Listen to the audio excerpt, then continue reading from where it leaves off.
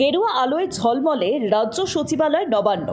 এতদিন রাজ্য সচিবালয় নবান্নকে সাদা নীল আলোর সাজেই দেখতে অভ্যস্ত ছিল রাজ্যবাসী। তবে 2026 সালের সরকার পরিবর্তনের পর নবান্নের ছবিটা যেন বদলে গেল।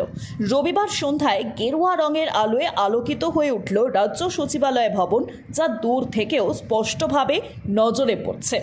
গঙ্গার ধারে অবস্থিত নবান্ন ভবনে লাগানো হয়েছে গেরুয়া আলোকসজ্জা। পথচলতি মানুষ থেকে শুরু করে সাধারণ নাগরিকদের দৃষ্টি আকর্ষণ করছে তা।